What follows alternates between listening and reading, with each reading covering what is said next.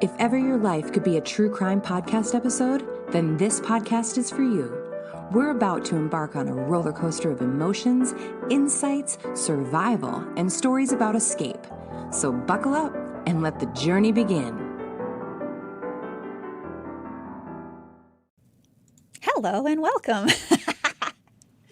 Hello and welcome to another episode of The Escape Pod, a part serious, part hilarious dramedy featuring stories of escape. I'm Julie. And I'm Charity.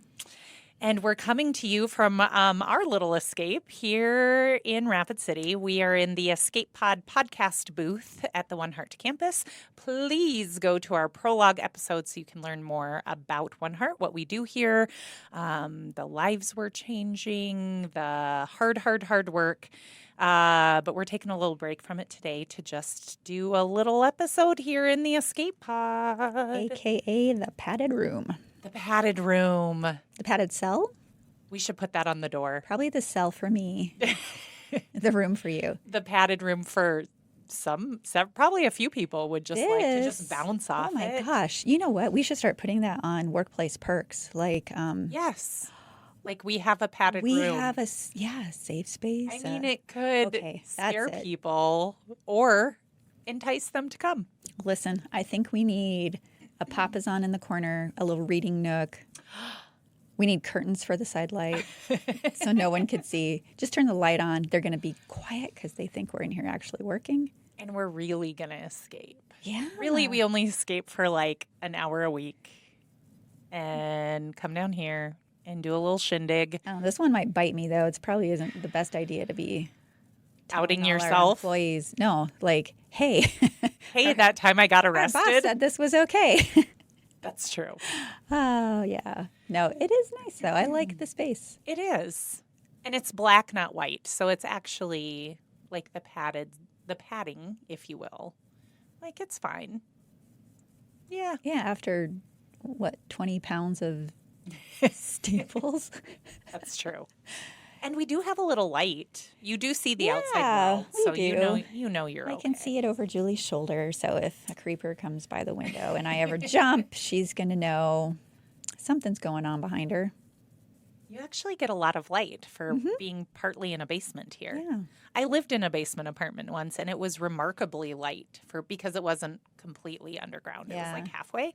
And yeah, for being tiny and having like low ceilings, I was never like claustrophobic in my own house. Oh, that's good. I mean, it was lovely. And I didn't, the person knew I hardly had any money. And so she was very nice about giving me deals. She took pity on you. She very much took pity on me. She'd be like, I have to go out of town. If you water the lawn while I'm gone, I'll take $100 off your rent. And I was like, nice. Yes, please. Okay, cool. Yeah. So did you give her shout outs when you were on the air? I Shout did out to not. my awesome landlady. She wasn't really that type of, she wouldn't have wanted that. Okay. No, but she did. She had actually had a reporter live there before me. Oh, fun. Like it had been a few years, but she was like, we're coming full circle, coming back to the reporter that doesn't make any money.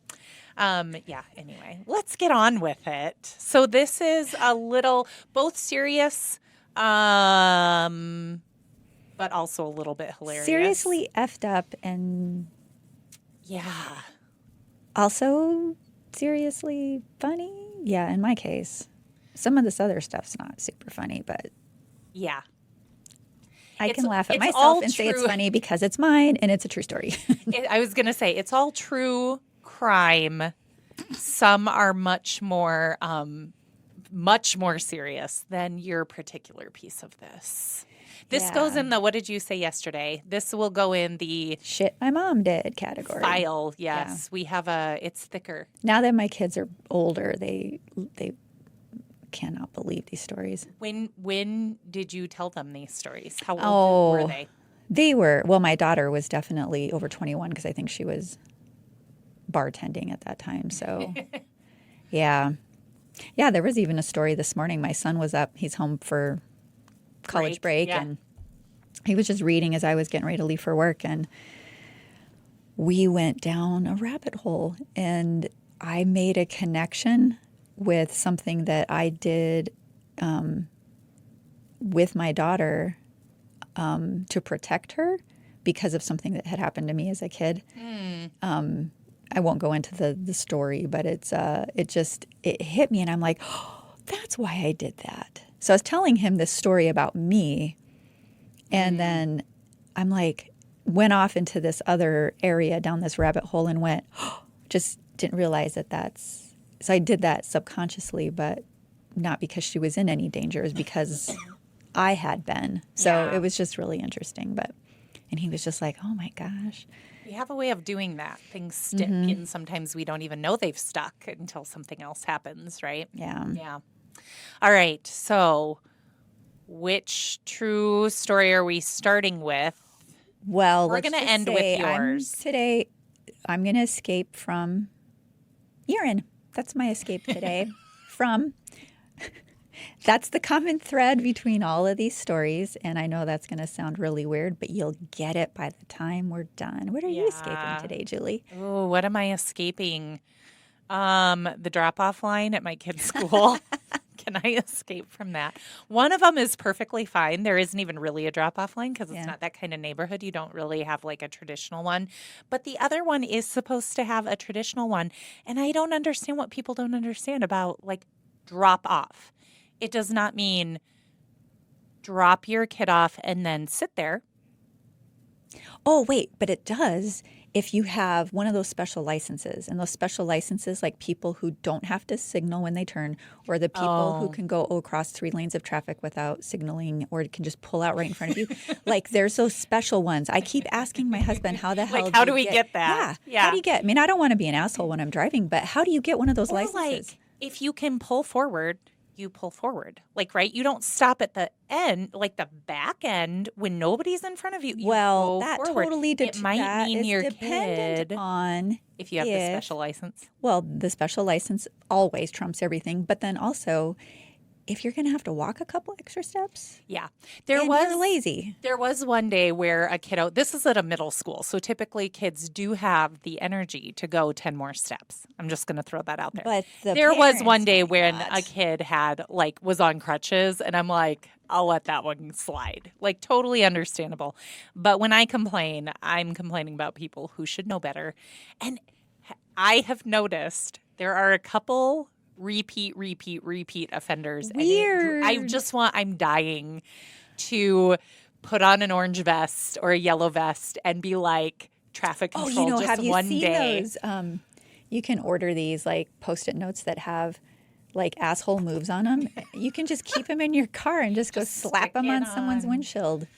Just like, hey, a lot of times they're not even.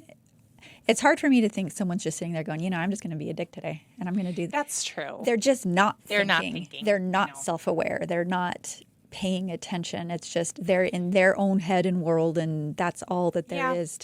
So you never know what's going on. Usually I'm the one giving people grace. Today it's you, Charity. Weird. Look at you starting the year off nicer. Woo, woo. Wait, I'm Julie. No.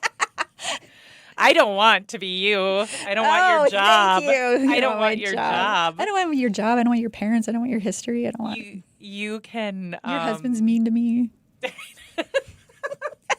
He was like, "What are you talking about?" That really threw him for a loop when he was visiting us here in the escape pod. I think he is so conditioned to just give people crap all the time. Yeah, I mean, like he's just used to it. Funny and smartassy and satirical like all the time. So I think he just doesn't realize he knows he's doing it, but he doesn't remember the instances like you do because he just does it to everybody all the time. Yeah. So. And he doesn't mean anything by it. Well, no, if it's somebody he really doesn't know, he's not going to be. Sure. He'll come off more as kind of quieter and shy. Not shy is not the right word, but just. He's reserved. Yeah, reserved. That's a good word. Yeah. But once he knows you, you are fair game. Yeah. Okay. We'll just leave it at that. And if he really doesn't like you, he's just not going to say it. It's kind of like me. I knew when my husband and I went on our first date, and he teased me about something, and I was like, "Oh, this might work out okay," because I'm the youngest of 3. Right. My brother's 8 years older than me, and I they're just feel still like I've teasing been you. teased. I mean, they are still teasing me, and I'm in my 40s. And I'm like, it would be weird if I had somebody in my life who didn't a little bit, right? That's like how you have like an in a little bit. So I just make fun of Tim or bring it up with Tim because, yeah, he's kind of like, what are you talking about? But it's like, I feel like, I don't know. just We're means not he likes We're ya. not besties by any means, but we're fine. We're fine. Fine. Okay, so let's start with the serious thing. We'll Okay, go so wait. Just for the record then, does that mean you're going to have your kids lift home? Am I going to have my kids what? Lift home or Uber home because you don't want to, you're escaping the line. So when I pick them up, I don't even get in the line. There's another place to be. Okay. Yes. It's different at pickup than drop off. And I don't always use the line at drop off. If my kid, when he has a bunch of stuff he has to carry inside, I do not go in the drop off line because it's a drop off line. Like if he has to get a bunch of stuff out of the back of the trunk or whatever, don't go in the drop off line. Drop off is like you're almost slowing down enough to shove the kid him out. Right? Like, I mean, you do stop, but ready. it should be like Take your seatbelt off. I am. I'm like, if he's not jump. able to just like have his backpack in his lap, take his seatbelt off, jump out, and be done with it, I don't go in the drop-off line. But pickup is fine. We're good with pickup. So all is well. Good. I won't make them Lyft or Uber home yet. There might come a day. There might come a day. All right. Okay. I'm putting on my serious voice. Tell us. It just makes you want to laugh. Okay. I know. I'm not that serious that often. Tell me, which one are we going to start with? What do you want me to start Let's start with the cold case. The cold case? Tell me about the cold case. The cold case. Like my Okay. cold coffee. I'm going to drink it anyway. You're not going to want to after this. These two stories. You better just take. ruined it. You better take a drink now, because by the time I get done with these two stories, you're going to look at that cold cup of coffee and go, "No, I'm good." She's slamming it. It has only been in my possession since the person made it this morning, so I'm okay with it. Okay. So this is not funny. I can't stop laughing now. Okay. All right. So this first one is a cold case is solved. This was back in April of 2001. So 22 we're going way years back. ago. We are going way back. East Hill, Pennsylvania, in Allegheny County. The body of 16-year-old Raquel Carter was found, and she had evidently been fatally stabbed in the neck. And it was interesting how she was found because she was actually in the neighborhood of, I think, her grandmother. And there was a man and his nephew out in the yard, and their dog kept kind of alerting them to something in the clearing, and so they went to go check it out in the woods near his home. And this is what they found. I just can't imagine. So police seem to think that Raquel was stabbed on the spot, like she was killed right there, left to die, rather than being killed somewhere else and brought over to that area. She'd been visiting, it was her grandmother. She'd been visiting her grandmother. I did this research a long time ago. So in that same neighborhood, like the night before. And according to her mother and her little brother, they had seen her leave about 9 or 9:30 that night to possibly go to a park that was in that neighborhood just to kind of hang with some friends that she had in the area. But she hadn't taken her purse, which led them to believe that this was going to be a quick little jaunt. She wasn't intending to go anywhere but out and back, which I get. That makes a lot of sense, especially for, anyway, a teenage girl. She wants to go equipped if she's leaving on purpose, Sure. right? Yeah. So as later reported by another teenager that Raquel may have gotten into a red car, but that's like really all detectives had. And so the case goes cold. So 3 years later, so they did process the crime scene. They did all this stuff. They took DNA, but this was at a time when DNA wasn't, the advances in DNA, like forensics and analysis weren't what they are today. So fast forward 3 years, they held on to all this stuff. There were 2 cold case detectives, and they decided to take another look at this murder. And God bless the people who don't let these, well, it's cold, can't do anything. I mean, they go and they do, and it's just amazing. And this stuff is getting solved all the time now and nowadays. But at the time, they had taken a urine sample left on her pants. And so they ran it now 3 years later through the, what do they call that? FBI's DNA thing. Yeah. Well, like the big database. What's it called? I'm drawing a total blank.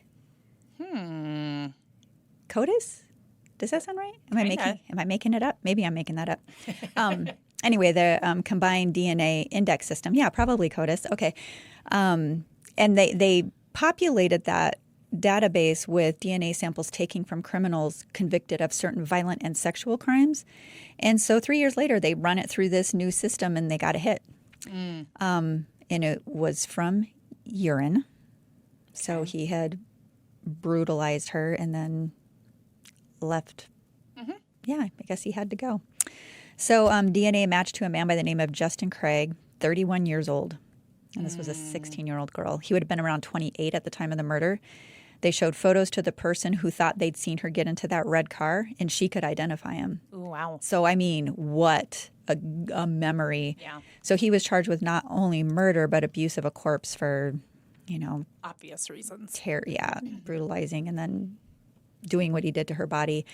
And a jury convicted him on both charges for a mandatory life sentence. So, and like always, all of the sources are going to be in the show notes. So if you, for whatever reason, are sick and twisted and would like to go read more about any of this stuff, or, you're interested for any other reason like we are, all of that will be in the show notes. So, well, I think the DNA is interesting because I feel old, in my 40s, and I feel like we've been talking about DNA a long time, but even the advances in this technology and it's even come a long way. That's 22 years ago, 23 years ago. So it's just amazing how, like you said, like even within a few years of the crime being committed, they were able to, work it.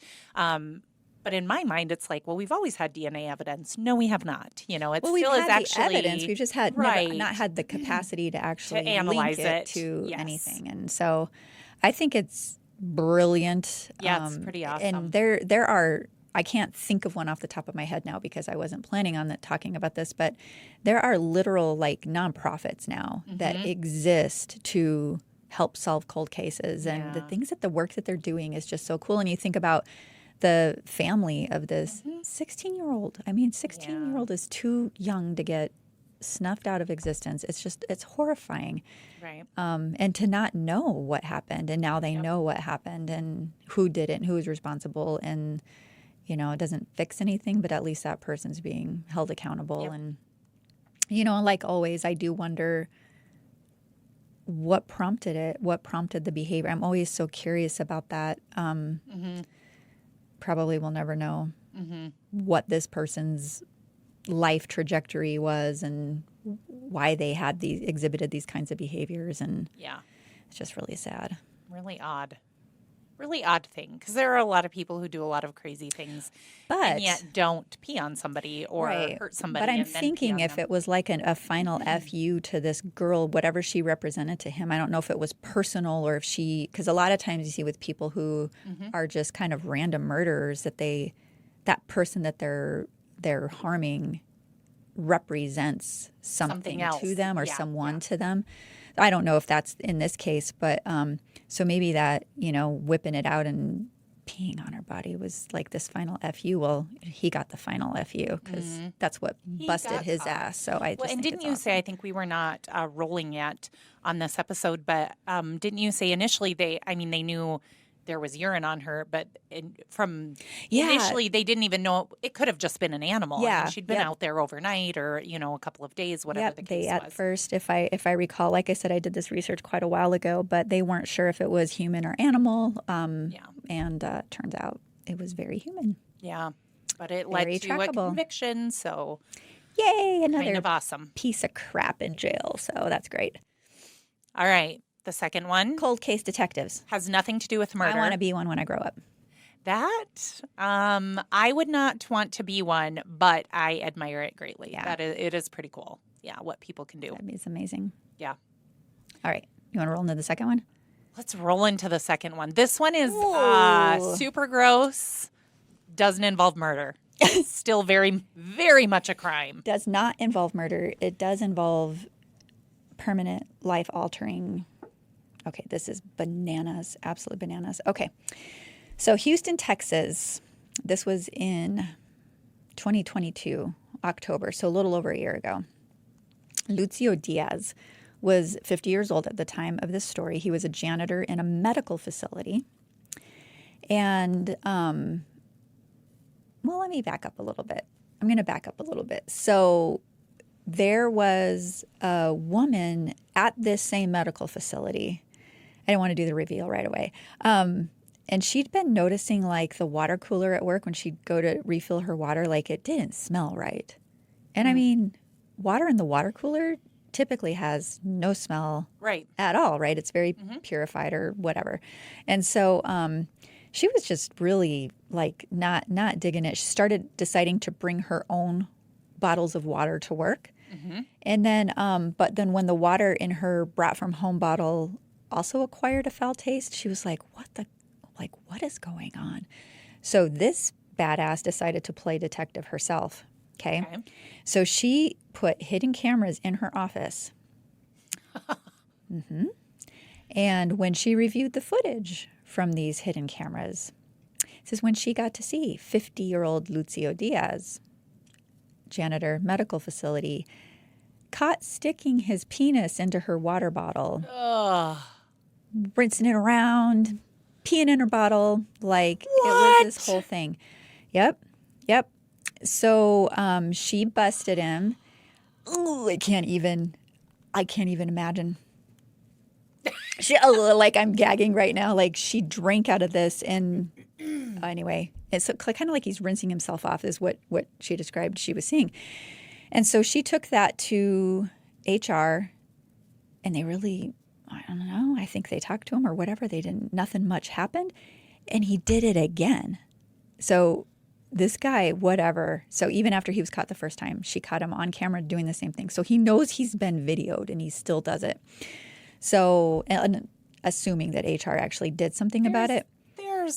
There's a disorder of some kind. Oh, huge. Yeah. Huge. I could not find one that's like. That named it. Yeah. Maybe it's a one-off. I don't know. But to make matters worse, and this is very, very much worse, she ended up learning that she had contracted herpes. Allegedly from drinking this contaminated water, because this man also tested positive for herpes. And so this gets known, and I mean, you're not getting rid of it. Like you are now, it's horrific. And at least 9 other victims came forward. They tested positive for herpes, having drunk out of the water cooler. What? Okay, yeah. So just wait. I mean, it's disgusting. There's more? Well, no, I think this is the part that's it's interesting, because he got what did he get convicted of? Like some kind of assault with a deadly weapon or something. Sure. Yeah. And that was aggravated assault, indecent assault, and aggravated assault with a deadly weapon. Yeah. And so that deadly weapon was the herpes virus. Yeah.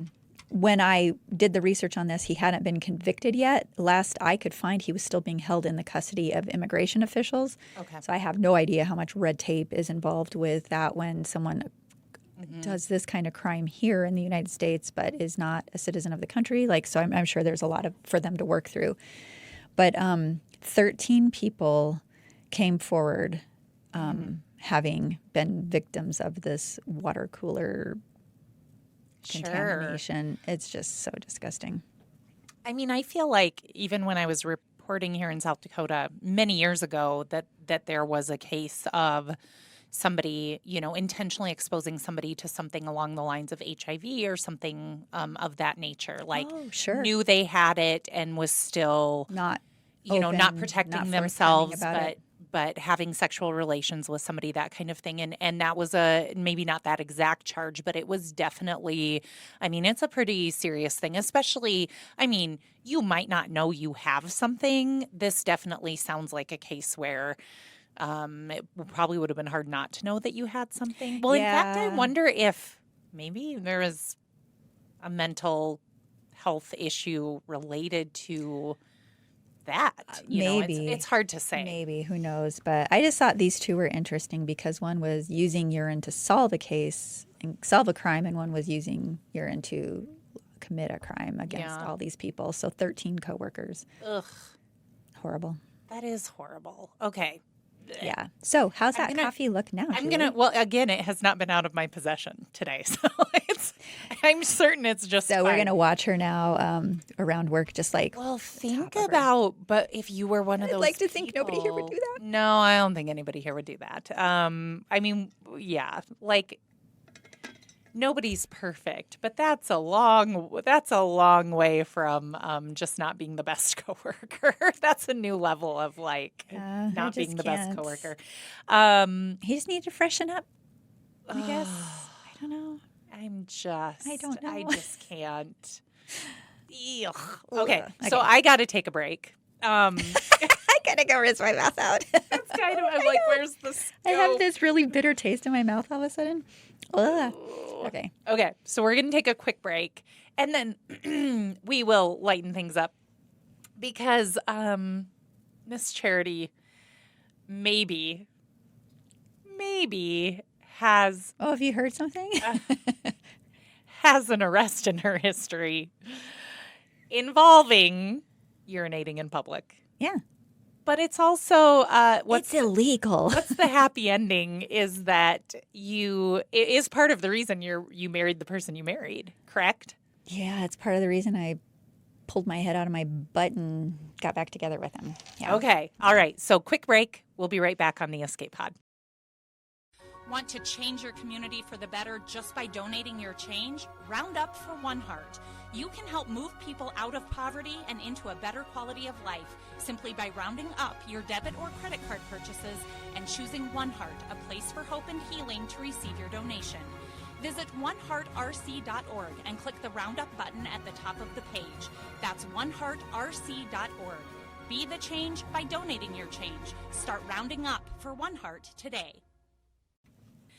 Welcome back to the Escape Pod. I'm Julie here with Charity.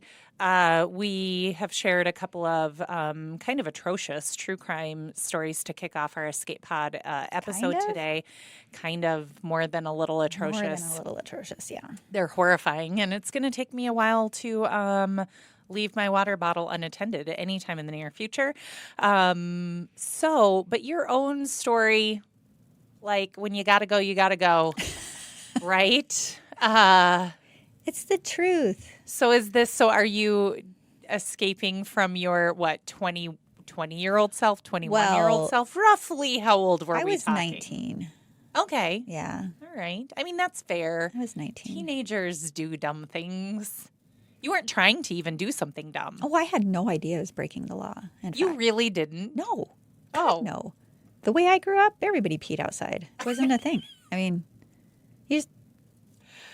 animals pee outside, humans pee outside. Trust me. I had a neighbor once who peed outside when I was not expecting it. Oh. And it was Is this your old house? Uh-huh. Uh-huh. Oh, okay. At your kitchen window? Mm-hmm. Oh, okay. Probably not in that close-knit neighborhood. Mm-mm. No, that wasn't okay. It was weird. Mm-hmm. It was weird. I'm like, on a Saturday morning. It wasn't like the middle of the night. I've seen construction workers doing it. I suppose. Not in a porta potty. They're just like, hey, no one's looking, and they just do it. And they take the stance. You can tell when a dude is assuming the position. And there are worse things in the world in this particular case, but it was a little shock to the system at like 9 a.m. on a Saturday morning. Well, what was really shocking is when I got arrested for it because I had no idea I broke the law. So. All right. Tell us what happened. All right. So freshman year in college, so I had this boyfriend, and we went through this thing where he was kind of getting clingy, I didn't like it. And I warned him, don't get clingy. Don't be possessive. I'm not going to, because after the asshole boyfriend I was telling you about, Sure. like I just wasn't going to put up with it again.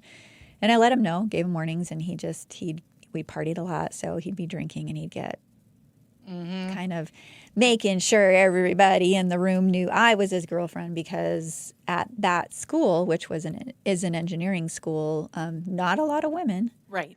So women get a lot of attention. At least they did. I don't know how it is today, but I would presume it's probably the same. The ratio's not much greater than it was when I went there. So we did break up for a while. I thought it was a few weeks. He said it was a couple of months or longer. And he finally got to the point where he's like, done. I'm done waiting for her. Like, he just thought I'd get it out of my system and I'd be back, right? Pretty cocky and confident, I think. So I'm at a frat party, not his frat house, and I'm with my girlfriend. She disappears. I disappear. I end up in some guy's room. It was going someplace I wasn't comfortable with. So I made up a story like, hey, I have to go let Julie know where I'm at. Not this Julie in front of me, Not but me, Julie. My Julie. I did not go to an engineering school. Julie was my partner in crime, like legitimately.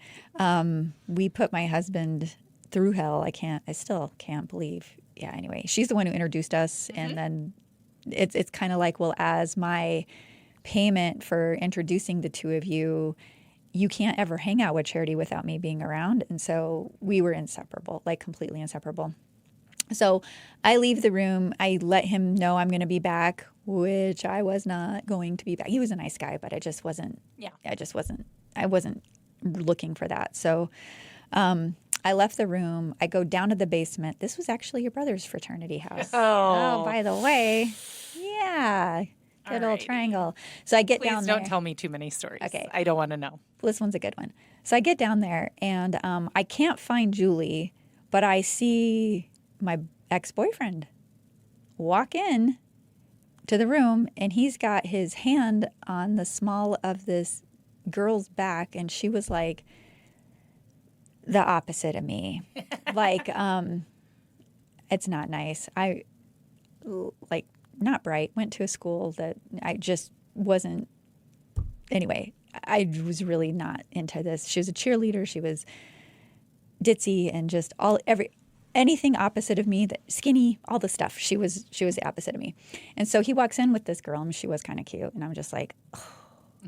So gut punch. I'm pretty drunk myself. So it was like a physical reaction. I got like the gut punch, and I actually like fell back against this wall and just kind of looking across the room. So he was probably like 25 feet away from me. And I'm like, I don't like this. And he looks over his shoulder. So he's holding this girl's, like he's got just gently hand on the small of her back, very polite. He looks over his shoulder and he just drops her and he walks over to me. And I'm like, oh shit. And he just kind of casually saunters up and he goes, you miss me, don't you? And I said, nope. And I'm not going to own it, right? And he's like, yeah, you do. And I'm like, I really don't. And then right at that moment on cue, here comes Julie. And she's freaking out because this guy will not leave her alone. And he's just, glued to her. Can we please, will you guy, come with me, let's take him home so I can have fun the rest of the night. And so we're like, fine. I said, do you want to accompany us on this ride? We're going to take this drunk guy home. He's like, sure. So the four of us get in her little pickup and we take him to the south side of town, drop him off. Now the three of us are in the pickup. I honestly couldn't tell you who was driving. Was not me, nor should it have been, but I did have to pee. So we've been doing all this stuff. I've been drinking all night. I really have to pee. So we're making our way back to the party and we're taking back roads to get to the main road to be able to do that. And there was this liquor store, like a little commercial strip mall kind of a thing with a dumpster on one side of it. And so they pull up in front of the dumpster. I go behind the dumpster and I just pee. Like I'm out of sight. They can't see me. When you got to go, you got to go. You got to go, right? And So anyway, I'm sitting there peeing and everything's in slow motion, right? I'm watching as it's trickling down the asphalt away from me under the dumpster and presumably towards where the pickup was parked.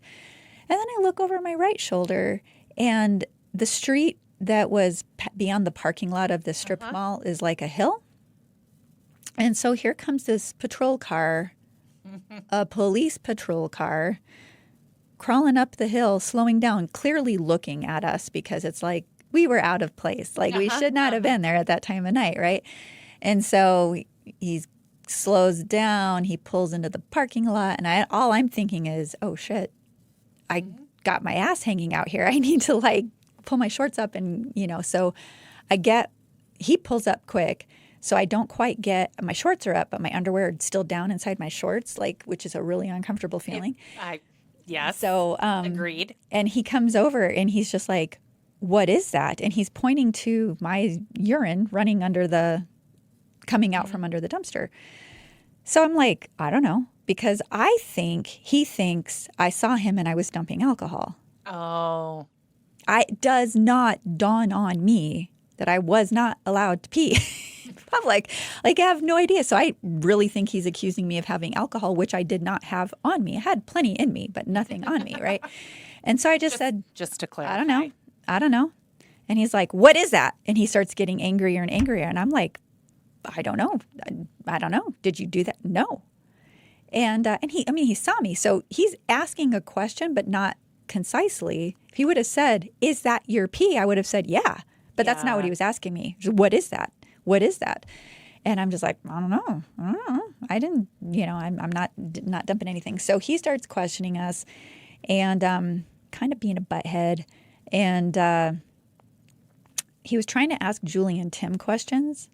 But when I'm that drunk, I'm a genius, let me tell you. So I had all of the answers. Which is a condition a lot of people find themselves in when they've had too much of anything. Right? He wasn't liking my answers. So I wouldn't let them talk. And he's like, oh, God, I got to get this chick out of here. So he, I think, was just planning on escorting me to his car. But he grabbed me by the back of the arm. And that was a trauma trigger from the abusive boyfriend. Mm-hmm. And so I jerked. I just jerked away from him. And they're trained, like, okay, if someone's coming at me. Restrain you. Yeah. Yeah.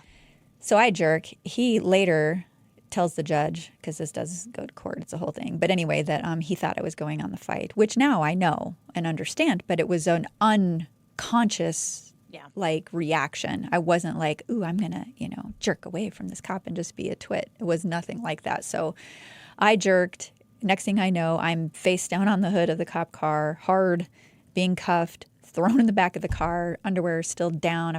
Now my hands are cuffed and I've got handcuffed wrists down the back of my shorts trying to pull my underwear up. And I'm just like, I'm going to take some kind of control over this situation, even though I'm completely incapacitated here. He does what he needs to do with Tim and Julie. They were cited with minors in consumption, and they were allowed to drive off, which, looking back, probably should not have been allowed. This guy's retired now. I do know him pretty well at this point in time.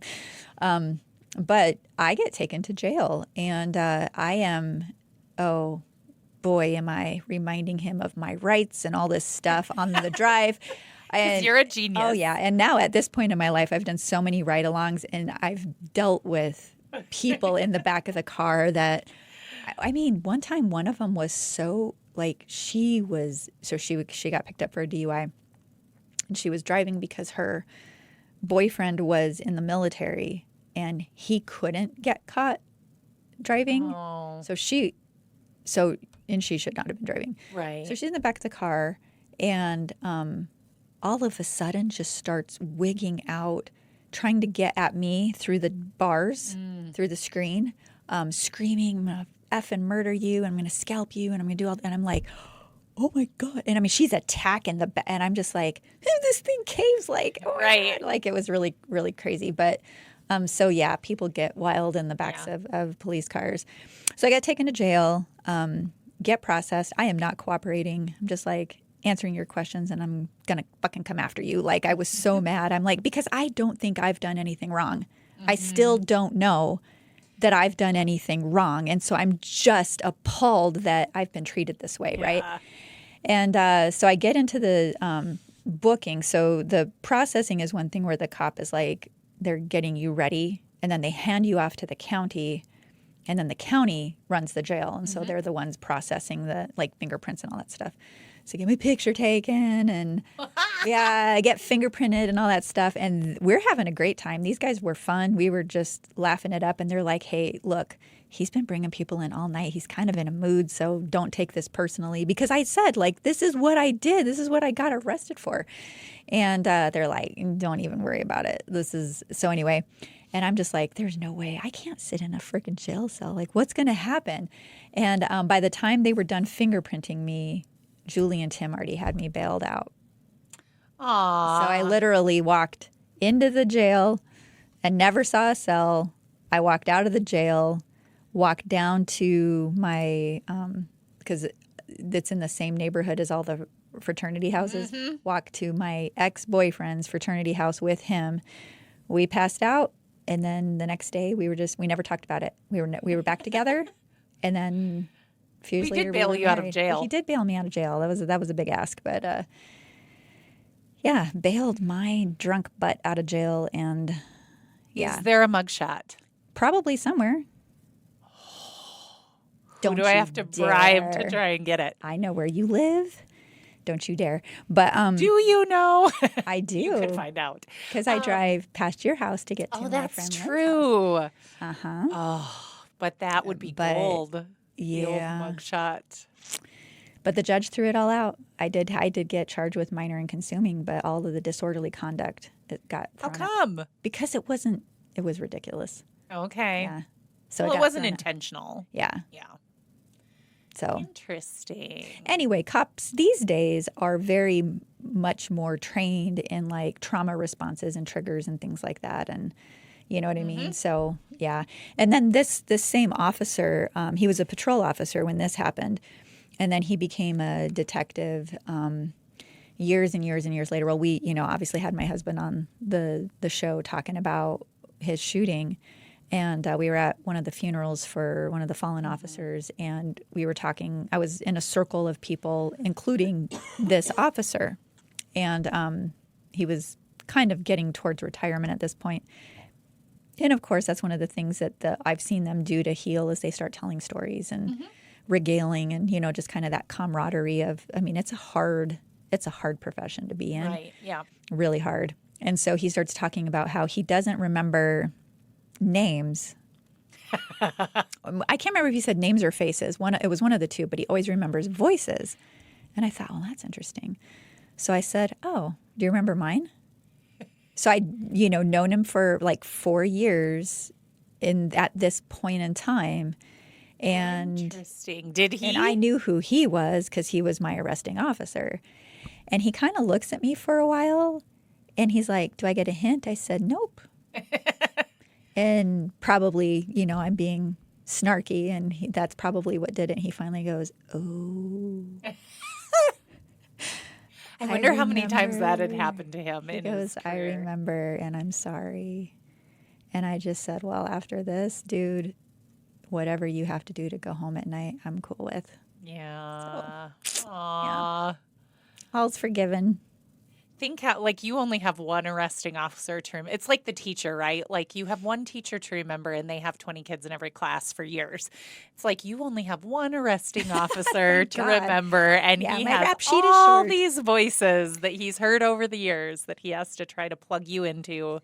Yeah, my rap sheet is short, but my resume of antics is probably very long. I just never got caught on most of the stuff I did. So I do get caught for peeing in public, in the dark, behind a dumpster, but I still got. Which begs the question how public it, like when a There was nobody there. When a except the tree cop. falls in a forest, like, does anybody hear? And nobody's there to hear it. I Doesn't now make know a the sound. answer to if you pee in a parking lot. And even if nobody's and around, if the cop sees you, then you peed in the parking lot. So but it led to your makeup after a breakup, and all is right with the it world. did, but I will never forget the look.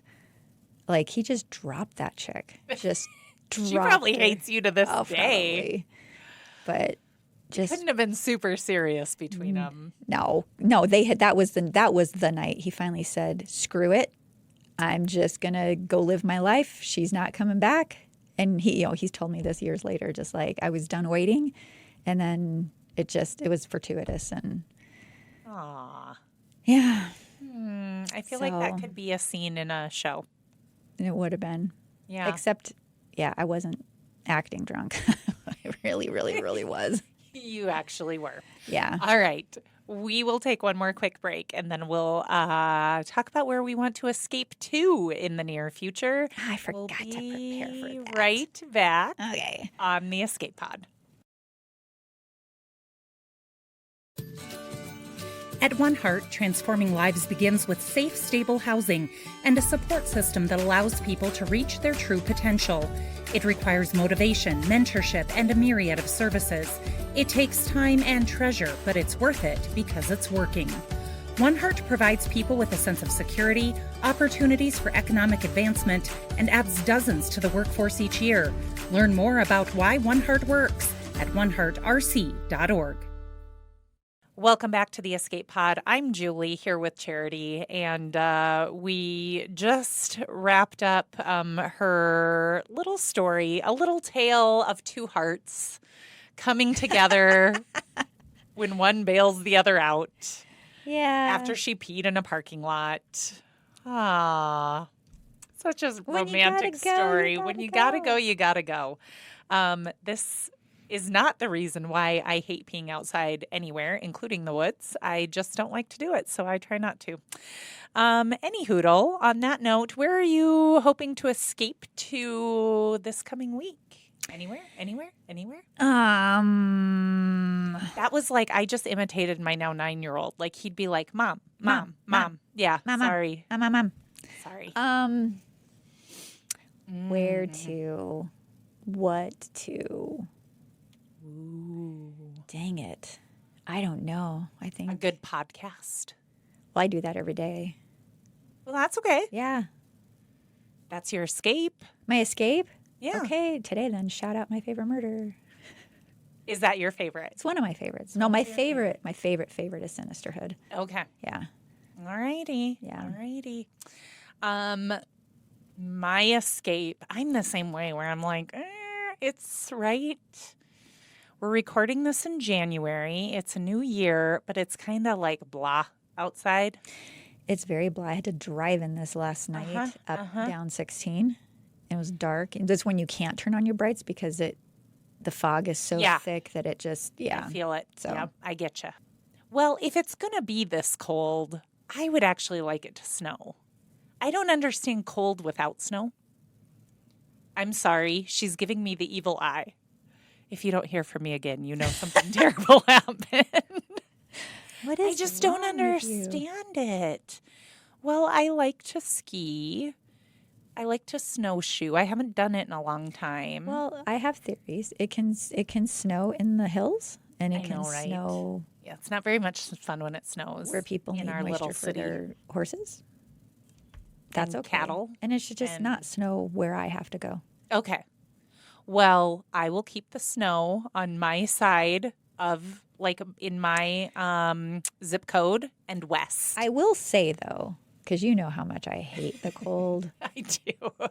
This winter, A, been mild. it has not been bad. B, since my husband and son talked me into starting to do that cold water immersion therapy stuff. Oh, I'm going to escape from that I'm right not, now. I don't like, understand people who do that on That's purpose. the same with me. I was like, no, I'm not going to do it. And then we went to Breckenridge last summer, I think beginning of July for a trip. And the river was right by our condo. And so he talked me into it. We would go down because we would beat ourselves up hiking. Yeah. And then go down in the river and sit in there for a few minutes. And then like, oh my gosh, all the aches and pains are gone. This is great. This is like magic. Yeah. And then I could go so do there's it again. a reason to do that. Yeah, so I did it. And then, so now we have the thing at home and we will do that at home. But I've noticed that the cold is not bothering me as much. So maybe there's something to serious upside. And then like my son, he goes and hikes Black Elk Peak yesterday in this fog, gets above the fog line,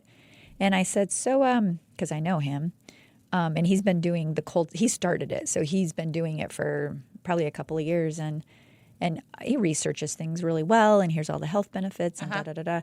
And I said, so what kind of shoes were you hiking up the mountain in? And his Tevas, no socks. Oh, my gosh. Uh-huh.